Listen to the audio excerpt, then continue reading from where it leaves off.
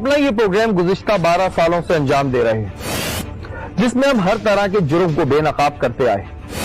हमारी ये कोशिश रही है कि हम अपने प्रोग्राम के जरिए हर उस चीज की निशानदही कानून नाफिज करने वाले इदारों को कराएं जिससे आवाम परेशान है, और जिस मसले पर वो आवाज बुलंद नहीं कर सकते। लेकिन बहुत से ऐसे केसेस होते हैं जिन पर बात करने से हम कतराते और घबराते हैं। लेकिन शायद यही वजह है कि इन मामलात पे बात ना कर कर नौबत आज यहां तक आ पहुंची।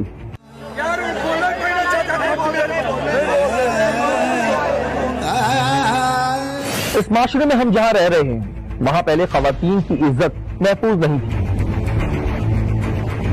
लेकिन कुछ अरसे से ऐसा होने लगा है कि शायद अगर आसमान के बस में होता तो वो ऐसे दरिंदों पे टूट गिरता और जमीन इन भेड़ियों को अपने अंदर समाकर कुचल देती। हम आज बात कर रहे हैं बच्चों के साथ बदतेली और जाती की। पुलिस के मुताबिक जिला उकाड़ा में 2010 से 2018 तक सेक्शन 377 के तहत बच्चों के साथ बदतेली के 432 वाकयात रिपोर्ट हुए हैं। मासूम जैनब का सानिया जिसने पूरी कौम का सर शर्म से झुका दिया, इस साने से हर दिल अफसरदा और हर आंख अशबार थी। अभी कौम जैनब के साने के गम को भूली भी नहीं थी कि शहर कायद में नन्ही मरवा के साथ एक ऐसा ही केस सामने आया जिसे जिनसी जाति के बाद तशद्दुद करके कत्ल कर दिया गया। ऐसे बहुत से वाकयात पाकिस्तान की तारीख में दर्ज हैं। मुलजिम अगर पकड़े भी जाते हैं तो इंसाफ मिलने में इतनी देर क्यों लगती है? क्या इस आजाद रियासत में हमारे बच्चे महफूज नहीं? कौन करेगा इनका तहफ्फुज? वक्त करता है परवरिश बरसों, हादसात एकदम नहीं होते।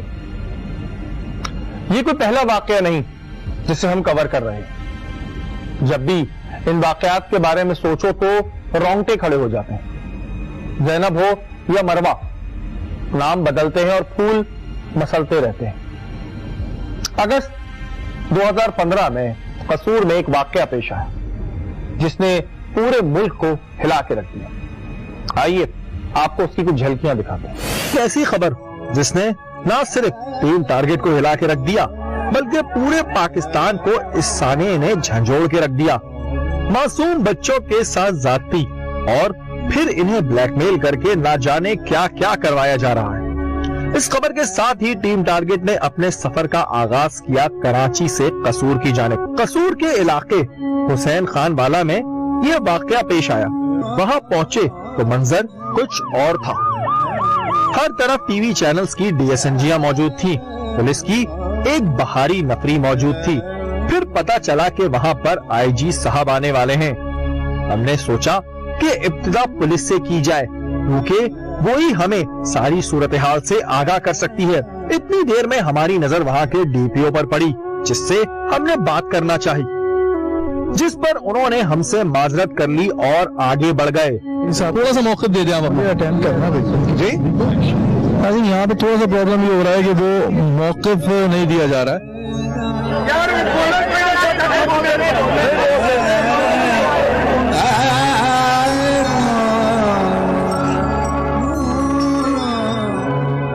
अफसोस इस बात का है कि यहाँ पर ये वाकया जो था ये तकरीबन 2009 से ये इस तरह की चीजें यहाँ पे चल रही थी और 2009 से इस तरह के वाकयात जो है वो पेश आ रहे थे।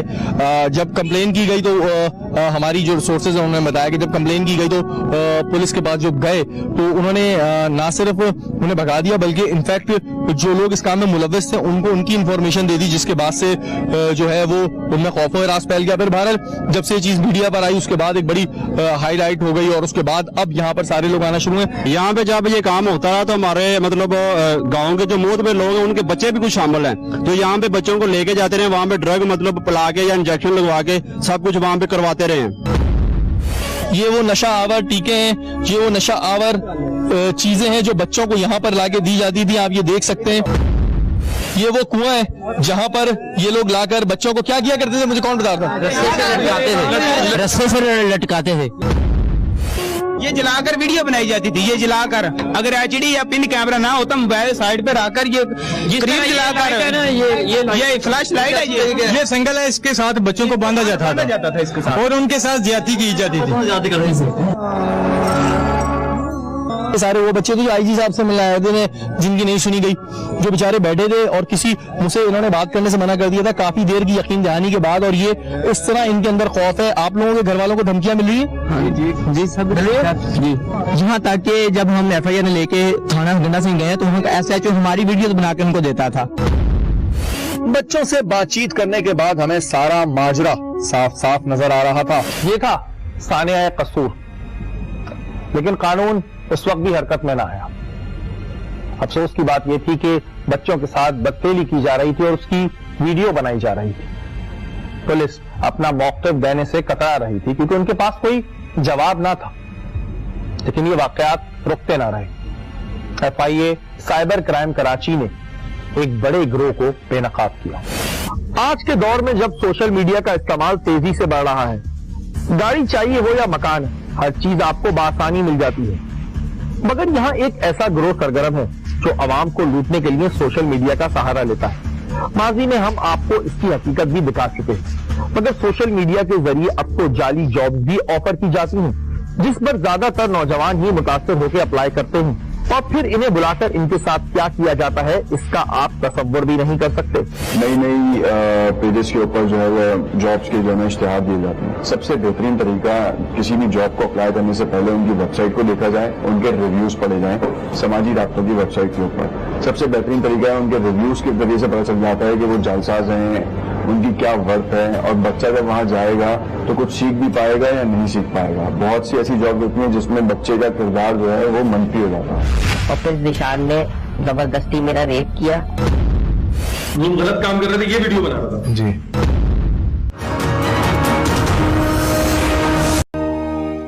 हम अपने दफ्तर में मौजूद थे, एक ऐसी खबर जिसने हमें चौंका के रख दिया। FIA साइबर क्राइम कराची ने एक ऐसा गिरोह पकड़ा जो सोशल मीडिया पर नौकरी का झांसा देके कम उम्र लड़कों को बुलाता था और फिर इन्हें अपनी जाति का निशाना बनाकर इनकी वीडियो बनाते थे। इसी सिलसिले में हमने राब्ता किया FIA साइबर क्राइम के एडिशनल डायरेक्टर फैजुल्लाह खुरेजो साहब का और इस केस की मजीद तफसीलात आवाम तक पहुंचाने का फैसला किया। सबसे पहले आपको मुतासरा बच्चे का बयान सुनवाते हैं। मैं इंटर का स्टूडेंट हूँ। मैंने 2 महीने पहले फेसबुक पर कराची कॉल सेंटर के नाम से एक लिंक देखा। जब इस लिंक को खोला तो एक व्हाट्सएप ग्रुप था जिसमें 80 लोग थे, तो मैंने भी ये ग्रुप ज्वाइन कर लिया। इस ग्रुप का एक मेंबर जिसका नाम सलमान गुल था, इसने मुझसे राब्ता करके मुझे कॉल सेंटर की जॉब ऑफर की। ये मुझे मिलना चाहता था ताकि मुझे जॉब के हवाले से तफसीलात बता सके। ये मुझसे 2 दफा मिला और एक ही टॉपिक पर बात करता रहा और 1 हफ्ता गुजर जाने के बाद मुझे थोड़ा सा शक हुआ कि ये मुझे शायद बेवकूफ बना रहा है और इसके बाद कोई जॉब नहीं है। मैंने इससे कंफर्म किया कि भाई मेरा टाइम जाया नहीं करो, तुम्हारे पास जॉब है तो मुझे बता दो, नहीं है तो नहीं बता दो। तो फिर ये मुझे अपने साथ एक फ्लैट पर लेकर गया और कहा कि मेरा एक दोस्त तुम्हारा इंटरव्यू करेगा। जैसे मैं इस घर में गया तो यहाँ पर एक जिशान नामी शख्स पहले से ही मौजूद था और फिर जिशान ने जबरदस्ती मेरा रेप किया और सलमान इस वाक़े की पूरी वीडियो बनाता रहा और असले के जोर पर मुझसे ये सब करवाता रहा। इसके बाद सलमान ने भी मेरे साथ यही अमल किया और फिर जीशान ने मेरा मोबाइल लेकर इसमें से सारा डाटा डिलीट कर दिया कि मैं इनसे कब मिला, क्या डिटेल्स थी, और मेरे मोबाइल की सिम भी तोड़ दी और मुझे रात को 4 बजे छोड़ा। कुछ टाइम गुजरने के बाद मेरे एक दूर के रिश्तेदार ने बताया कि एक व्हाट्सएप ग्रुप में तुम्हारी एक फाहिश वीडियो सलमान नामी शख्स ने शेयर की है। फिर सलमान ने मुझसे राब्ता किया और मुझे ब्लैकमेल करने लगा कि अगर दोबारा वही एक्टिविटी मैंने उसके साथ नहीं की तो ये मेरी वीडियो वायरल कर देगा, मेरे दोस्तों में पहुंचा देगा, मेरे घर वालों तक पहुंचा देगा। हमने रुख किया कराची में वाक़ साइबर क्राइम के ऑफिस का, जहां इन मुलजमान को रखा गया था। जी नाज़रीन, कराची में पेश आने वाला वाकया और ज़ाहिर उस वाक़े ने जहाँ पे पूरे मीडिया को और लोगों को परेशान करके रख दिया वो ये है कि हम बात कर रहे होते हैं कि जी अपनी बच्चियों को बचाओ, अपने घर में लड़कियों को बचाओ। यहाँ तो लड़कों की इज्जत भी महफूज नहीं है और जो आपने केस देखा कि चाइल्ड पोर्नोग्राफी के हवाले से कंप्लेंट भी आया, उसके अलावा भी ये वो मुलजमान हैं और इन्होंने जो है ये हरकत की। इनसे बात करते हैं। जब इनसे सवालात का सिलसिला शुरू किया तो एक गैर इखलाकी एप्लीकेशन का हवाला देकर कहने लगे कि इसे तो पूरी दुनिया इस्तेमाल कर रही है। क्या नाम? रियाज। रियाज क्या करते हो? मैं एसी का काम करता हूँ। एसी का काम करते हो? क्या कारनामा किया भाई? सर ये ऐप से वो चलाते हैं।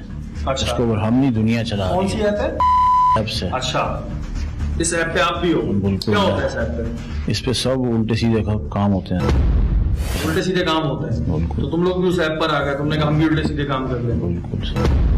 गैर इखलाकी वीडियो वायरल होने के बाद इस शख्स का कहना था कि इसने कोई वीडियो नहीं बनाई। अच्छा मुझे ये बताओ कि वो लड़का जो था उसकी वीडियो क्यों बनाई थी? उसकी वीडियो तो मैंने नहीं बनाई। वीडियो आ गई, देख ली हम लोगों ने, वीडियो हमने देख ली है, वीडियो में तुम भी हो। अब ये बताओ वीडियो बनाई क्यों, किस खुशी में बनाई? उसकी वीडियो बनी है लेकिन नहीं, किसने बनाई? तुम दोनों ही थे ना, वो घर भी तुम्हारा था, वो फ्लैट भी तुम्हारा था, जब सारी जगहें तुम्हारी थी तो इसने बनाई या तुमने बनाई? ये बताओ। ऐसी ऐप चल रही है, तुम लोग उस पर इस्तेमाल कर रहे हो। दुनिया इस्तेमाल कर रही है। दुनिया नहीं कर रही भाई, हम नहीं कर रहे। ऐसे दुनिया को गंदा मत करो कि पूरी दुनिया कर रही है। अपनी बात करो, बोलो मैं कर रहा हूँ। क्या नाम है तुम्हारा? जिशान। ये कौन है तुम्हारा? पड़ोसी था हमारा। पड़ोसी था, बचपन से दोस्त हो? दोस्त नहीं सर, बड़े मतलब बड़े हैं ये तुम्हारे? जी। बहुत अच्छी तलकीन देते हैं तुम्हें। जी सर। तुम भी उस ऐप पर हो? नहीं सर। फिर तुम्हें कैसे उस लड़के से कैसे मुलाकात हुई? सर उस दिन ये मेरी बाइक थी, मेरी बाइक लेके गया था उसको लेने के लिए।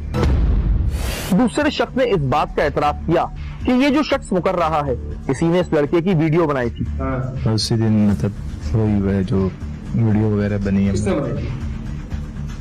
किसने बनाई थी? इसने बनाई थी ना? तो बोल रहे मैंने बनाई नहीं है। मोबाइल मेरा था सर। मोबाइल तुम्हारा था, वीडियो उसने बनाई थी। फिर वीडियो बना के वायरल किसने करी?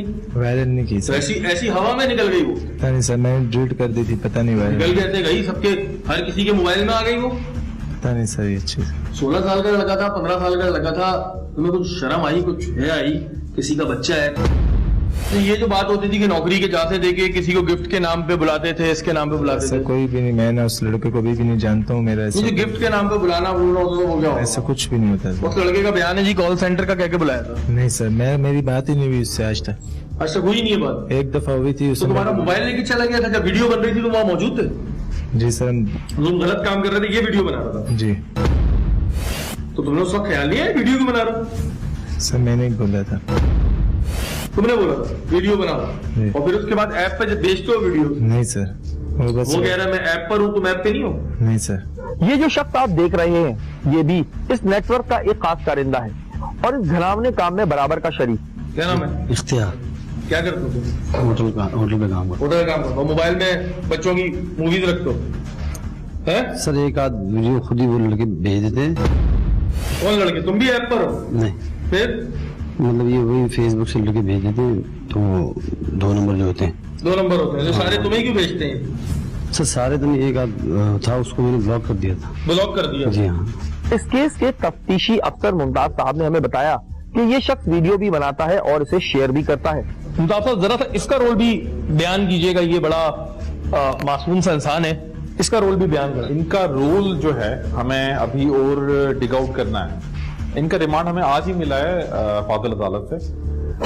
इनकी मोबाइल से हमें कुछ गैर अखलाकी वीडियोस मिली हैं और हमें शक है कि ये भी इस काम में इन्वॉल्व हैं कि बच्चों के साथ गैर अखलाकी हरकतों में, और ये वीडियो बनाते भी हैं और शेयर भी करते हैं। अब तो इस शख्स ने तफ्तीशी अफसर को ही जुटलाना शुरू कर दिया। अच्छा तुम्हारे होटल पे क्या बातें होती थी बैठ गई? तुम्हें नहीं दिख रहा होता था? नहीं सर, ये आदत ये लोग आते थे तुम्हारे होटल पे? सर ये सामने रहते हैं हमारे होटल पे, तो मल्ले का होटल है, फिर तो लोग आएंगे ना। अच्छा मोहल्ले का होटल है, तुम आएंगे? लोग बैठेंगे, ये था। कोई जो ये बता रहे हैं बिल्कुल गलत है। अच्छा बैठ के ये लोग अच्छा तुम्हारे मोबाइल में से लड़कों की गंदी वीडियोस निकल रही हैं, बोल रहे हो गलत बता रहे हैं। यहाँ एक और इंकिशाफ भी हुआ कि ये शख्स बोर्ड से बच्चे बुलाकर इनके साथ बदफेली किया करता था। एक बोर्ड है आपकी रिहायश के? जी जी। उधर से बच्चे लाते थे आप?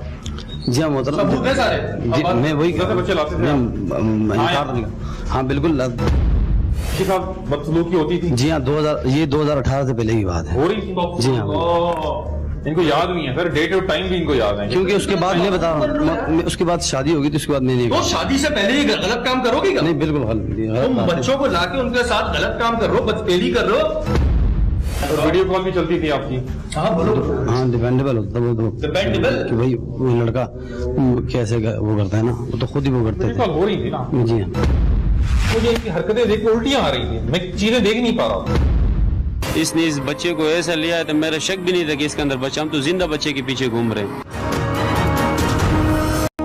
इसके बाद वीडियो बनाने वाले शख्स ने वीडियो बनाने का एतराफ कर लिया। अच्छा अभी तुम ये बताओ, वीडियो तुम्हारे दोस्त ने बताया है कि तुम बना रहे थे, तो बना रहे? सर बिल्कुल उसने कहा मैंने बनाई सर। ऐसी गैर अखलाकी हरकतों की वीडियो बनाना, रखना और शेयर करना जुर्म है। आप इन तीनों चीजों में मुर्तकब हैं। जिस पुरसुकून इत्मीनान के साथ इन्होंने वीडियो बनाई है उस इत्मीनान से लग नहीं रहा कि इन्होंने पहली बार वीडियो बनाई है। अच्छा, एक हेजिटेशन होती है, आप इस तरह का घिनौना काम करने जा रहे हैं। बखुदा अगर ये मेरे डिप्टी डायरेक्टर अब्दुल गफ्फार साहब और हमारे एडिशनल डायरेक्टर फैजुल्लाह कोरेजो साहब अगर ये केस मुझे असाइन नहीं करते तो मैं हरगिज ये केस नहीं लेता। मुझे इनकी हरकतें देख के उल्टियां आ रही थी, मैं चीजें देख नहीं पा रहा था। जब हमने इनको पकड़ा है, ये उस वक्त भी लगे हुए थे किसी बच्चे को बुलाने में। वो 10-11 का टाइम था और उससे पहले ये जो है ना वो टाइम सेट कर रहे थे 10 बजे, 11 बजे, 12 बजे। उससे पहले ये यहाँ पे आ गए, उस बच्चे की जिंदगी बच गई। पता नहीं उसको क्या लालच दिया था, पता नहीं क्या उसको झांसा दिया था कि बच्चे भी। ये इनका इब्तिदाई बयान था। अभी इन मुल्ज़िमान से मजीद तफ्तीश जारी है, जिसके नतीजे में बहुत से मजीद हकाइक सामने आएंगे।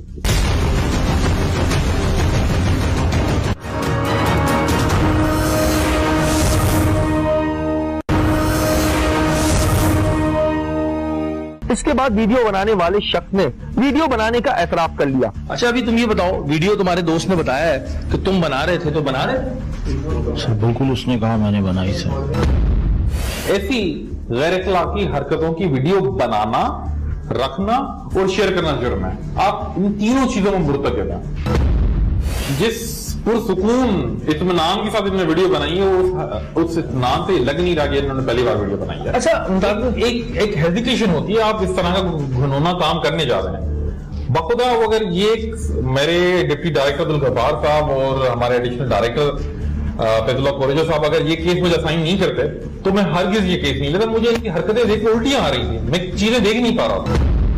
जब हमने इनको पकड़ा है, ये उस वक्त भी लगे हुए थे किसी बच्चे को बुलाने में। वो 10-11 का टाइम था और उससे पहले ये जो है ना वो टाइम सेट कर रहे थे 10 बजे, 11 बजे, 12 बजे। उससे पहले ये यहाँ पे आ गए, उस बच्चे की जिंदगी बच गई। पता नहीं उसको क्या लालच दिया था, पता नहीं क्या उसको झांसा दिया था कि बच्चे भी। ये इनका इब्तिदाई बयान था। अभी इन मुल्ज़िमान से मजीद तफ्तीश जारी है, जिसके नतीजे में बहुत से मजीद हकाइक सामने आएंगे।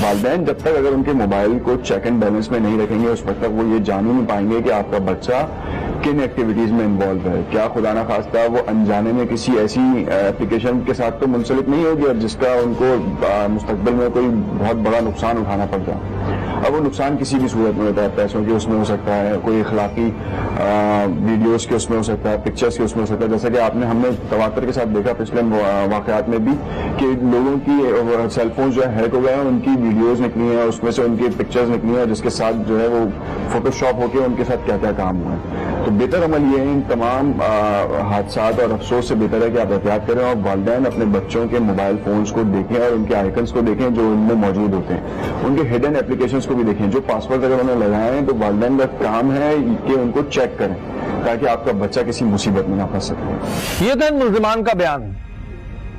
इनके चेहरों पे ना तो शर्मिंदगी थी और ना ही नदामत।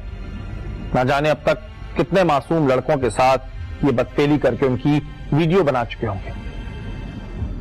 एक ऐसा वाकया उसके बाद हमारे सुनने में आया कि जिसे सुनकर हमारी आंखों में आंसू आ गए और हर उस शख्स की आंखों में आंसू आएंगे जो साहिबे औलाद है। कराची में वाक़ शफीक कॉलोनी में एक 7 साला बच्चा हारिस। इस बच्चे की मासूमियत आप स्क्रीन पे इन तस्वीर में मुलाहिजा फरमा सकते हैं, लेकिन इस मासूम बच्चे को 24 सितंबर को अगवा करके जाति का निशाना बनाने के बाद तशद्दुद करके कत्ल कर दिया गया। हमने मजीद तफसीलात जानने के लिए रुख किया न्यू कराची इंडस्ट्रियल एरिया में शफीक कॉलोनी का। वहां हमारी मुलाकात इलाके के कुछ लोगों और मरूम हारिस के बाप से हुई। इनका दुख देखकर बाखुदा हम भी अपने जज्बात पर काबू नहीं रख पा रहे थे, लेकिन इनका दर्द हर वो शख्स महसूस कर सकता है जो साहिब औलाद हो।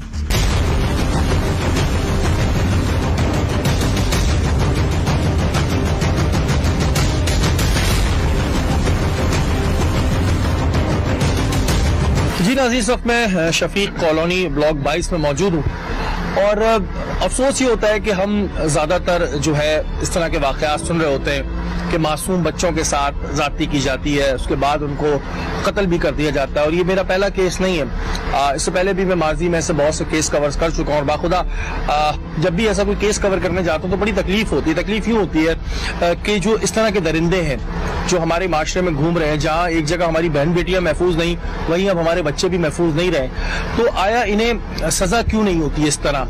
क्यों इन्हें एक इबरत का निशान नहीं बनाया जाता है? क्यों कोई भी शख्स ऐसा करते हुए नहीं डरता है? क्योंकि हमेशा वाकयात होते हैं, हम आवाज उठाते हैं, कहीं मासूम बच्चियों को निशाना बनाया जाता है तो कहीं मासूम बच्चों को निशाना बनाया जाता है। आवाज उठाते हैं हम लोग, चलता भी है, मीडिया पे भी चलता है, सोशल मीडिया पे भी आता है, लेकिन उसके बाद फिर कुछ दिन बाद एक वाकया सुनने में आ जाता है। तो इस बारे में कौन सोचेगा? इनका एक 7 साल मासूम बच्चा था जिसको ज़ाती के बाद कत्ल कर दिया गया।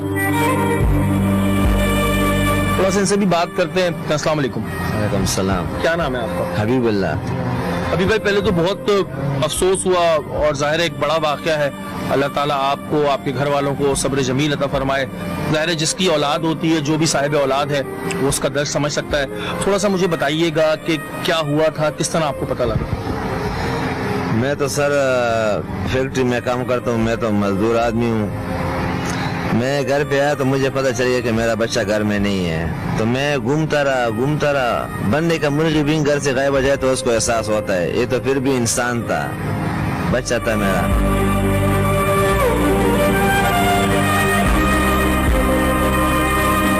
मैं घूमता रहा, मेरे साथ और दोस्तों ने भी काफी हेल्प की।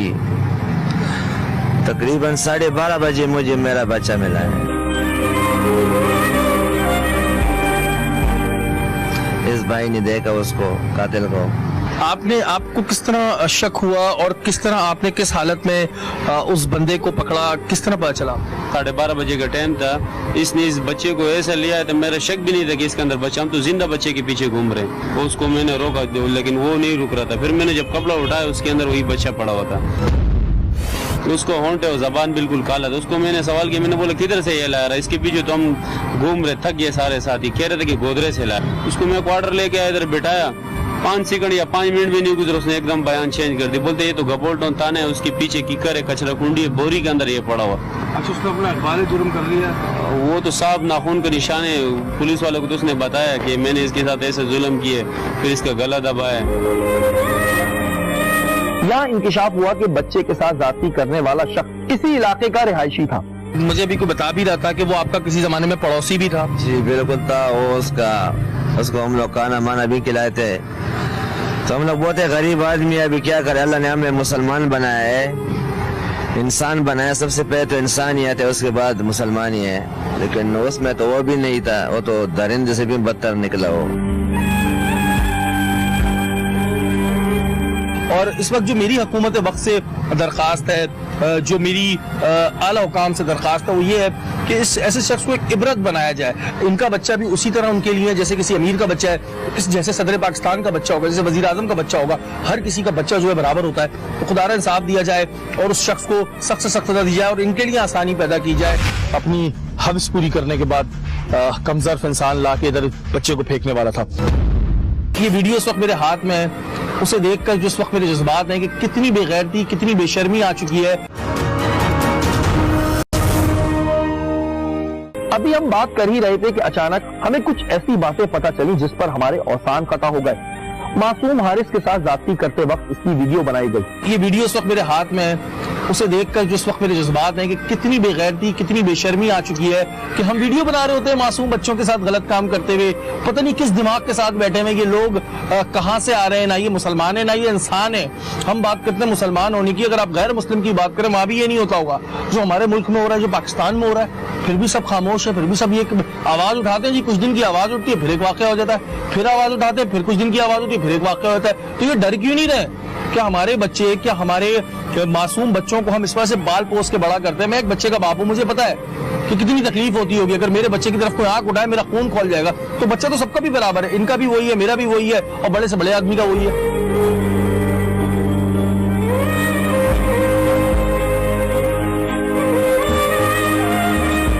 आखिर ये हरकत करने के पीछे क्या मकसद था?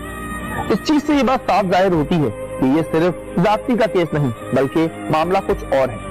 ये लोग जीने के काबिल नहीं है। आप यकीन माने, खुदा की कसम, ये लोग जीने के काबिल नहीं है। जो मासूम बच्चों के साथ गलत काम कर रहे हैं, वीडियो बना रहे हैं और उसके बाद फिर ये बड़े आराम से कपड़ा डाल के लेके जा रहे हैं। कोई खौफ नहीं है, कोई खतर नहीं है।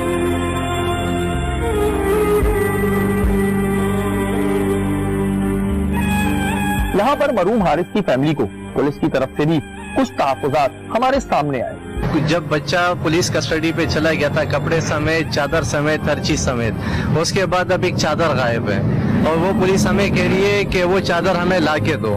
तो हमारे पास तो वो चादर नहीं है, क्योंकि उस टाइम हम बच्चे को संभालते या कुछ ये अपने मामलात देखते, हम गम करते या हम इन मामलात को देखते। तो जब पुलिस उनको ले गई है तो चादर भी उन्हीं के पास होनी चाहिए। हमारे पास कोई ना चादर है, वो हमसे मांगते, लेकिन हम उनको भी कह रहे हैं कि हमारे पास कोई चादर नहीं पड़ी। हाँ, अब्बासी अस्पताल ईदी सेंटर हम उनको लेकर गए थे तो वो लोग कह रहे हैं आप लोग वहाँ जाके चेक कर लें, पूछ लेना।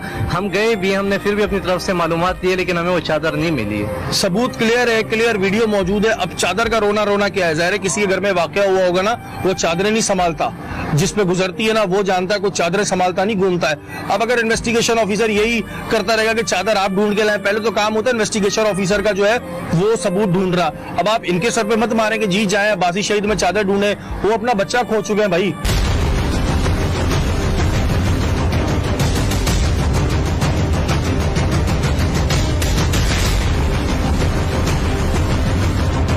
बाप बताऊं कि जो पकड़ा गया वो उधर पकड़ा गया, ये नदी थी और बेशर्म इंसान जो है वो बच्चे को लाकर इधर फेंकने वाला था। उसके बाद पता नहीं कितने दिन तक बच्चे को ढूंढते रहते, हो सकता है नीचे चली जाती बच्चे की बॉडी, और यहाँ लाके वो बेशर्म अपनी हव्स पूरी करने के बाद कमजोर इंसान लाके इधर बच्चे को फेंकने वाला था। मैं भी जब इस इलाके में आ रहा था तो मुझे ऐसे बहुत सारे मासूम बच्चे नजर आए जो गलियों में घूम रहे होते हैं, और यहाँ के लोगों से भी कहना चाहूंगा खुदारा अपने बच्चों पे थोड़ी सी नजर रखें। जाहिर है बेचारे बच्चे हैं, ये मासूम मासूम बच्चे, मुझे अक्सर भी आ रहा था, मुझे बहुत सारे बच्चे नजर आए।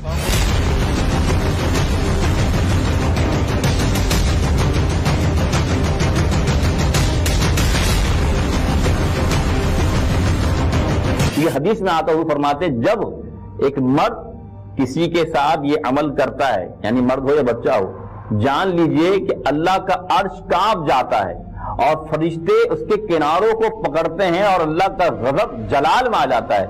यहां तक कि वो सूरह इखलास पढ़ते हैं, फिर जाके अल्लाह का गज़ब ठंडा होता है। तो याद रखिएगा, जब ये शख्स जिना करता है, यानी इस तरह का फेल करता है, तो यकीन जाने अल्लाह ताला की इस पर लानत होती है। और साथ साथ ये हदीस में आता है, मेरा आका फरमाता है, ईमान इसके अंदर से निकल जाता है। तो जो शख्स ये करता है उसके अंदर से ईमान निकल गया और दुनिया और आखिरत में सजावार होता है, अल्लाह का अजाब का मुस्तहिक होता है। जी नाज़रीन, इस वक्त हमारे साथ additional director FIA cyber crime Faizullah Qureshi साहब मौजूद हैं। रबी, बहुत बड़ा केस आपने देखा और ऐसे माजी में भी बहुत से केस हो चुके हैं, इस बारे में हम बात करेंगे। फैज भाई, सबसे पहले तो ये बताएं कि ये जो केस आपके पास आया जिसमें चाइल्ड पोर्नोग्राफी हो रही थी, कंप्लेनेंट भी आया, तो एक्चुअल आप लोगों को कहाँ से पता चलना शुरू हुआ?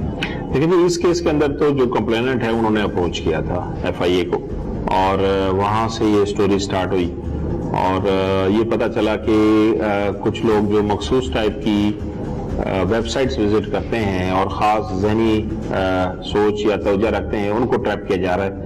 और इसके अंदर जो टेक्निक इस्तेमाल हुई वो ये थी कि लिंक दिया गया और लालच दी गई जो नौकरी की, जॉब की, और लिंक रखा गया और आपने क्लिक किया और आप व्हाट्सएप ग्रुप में आ गए, और वहां पे फिर इस तरह के लोग जो धोखा दे सकते हैं या उनके अंदर इस किस्म की कैपेसिटी है वो मौजूद थे, और उन्होंने फिर आगे उसको सोशल इंजीनियरिंग से उनको डिसीव करके और उनको फर्दर जो अब्यूज हुआ है वो बातों में और धोखे से हुआ है। आगे कोई ऐसी साइट्स हैं जिन पे इनको डाला जाता है जिससे इसकी मार्केट होती है? देखिए, पोर्नोग्राफी या चाइल्ड पोर्नोग्राफी की इंटरनेशनल मार्केट है और ये इंटरनेशनल क्राइम है, और पीका के कानून के मुताबिक, जो हमारा कानून है पाकिस्तान का, इसके अंदर चाइल्ड पोर्नोग्राफी कॉग्निजेबल ऑफेंस है, यानी कि इसकी डायरेक्ट FIR होती है और FIA इसकी FIRs करता है, और मल्टीपल नंबर ऑफ FIR सिर्फ कराची में भी हुई हैं। तो ये एक इसको हम सेफली ये भी कह सकते हैं कि ये $multi-million इंडस्ट्री है दुनिया की। अगर किसी के मोबाइल में ये फुटेज हो, चाहे कहीं से आया हो, और उसने आगे फॉरवर्ड किया, तो क्या वो क्राइम के जमरे में आता है? देखिए जी, ये बड़ी सिंपल सी बात है कि जब आप कोई अगर चाइल्ड पोर्नोग्राफी के क्लिप्स तो बेसिकली तो खामखा बगैर के रीजन के ना रखने चाहिए, ना देखने चाहिए, अखलाकी तरह भी बुरी चीज है। लेकिन अगर इस तरह की कोई चीज आप ट्रांसमिट करते हैं, किसी और को भेजते हैं, तो कानून यही समझेगा कि आप इसकी तस्दीक कर रहे हैं, आप इसकी तस्दीक कर रहे हैं और आप उसको सही समझ रहे हैं, इसलिए आप शेयर कर रहे हैं।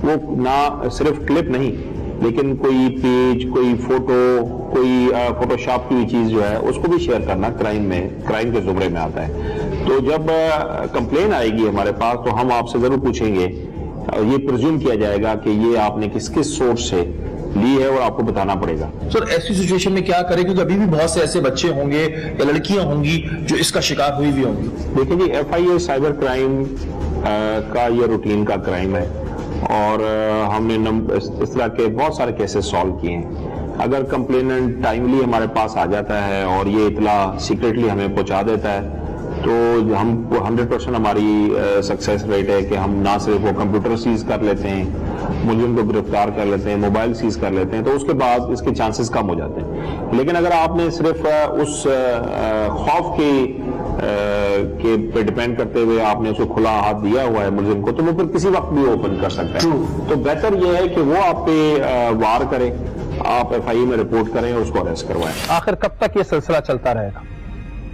आखिर कब तक मासूम बच्चे इन भेड़ियों की दरिंदगी का शिकार होते रहेंगे? आखिर कब तक? इस प्रोग्राम के जरिए दरखास्त करूंगा DIG वेस्ट से कि वो इस केस को साफ और शफाफ तरीके से हल कराएं। जो हारिस की फैमिली के तहफ़्फ़ुज़ात हैं, पुलिस की जानिब से उन तहफ़्फ़ुज़ात को दूर किया जाए। और लोगों से अपील करना चाहूंगा कि अपने बच्चों पर, अपने मासूम बच्चों पर नजर रखें, क्योंकि हमें नहीं पता कि इस तरह के दरिंदा सिर्फ लोग कहां और किस भेस में घूम रहे हैं। अल्लाह ताला हम सबको अपने हिफ्ज़ अमान में रखे। अगर आपके इर्द-गिर्द कोई भी गैर कानूनी काम हो रहा हो या फिर आप टारगेट की टीम का हिस्सा बनना चाहते हैं तो हमें ईमेल कीजिए। हमारा ईमेल एड्रेस इस वक्त स्क्रीन पे आ रहा होगा। अगले हफ्ते फिर हाजिर होंगे, तब तक के लिए अपने मेजबान सैयद शहरियार आसिम को इजाजत दीजिए। पाकिस्तान जिंदाबाद।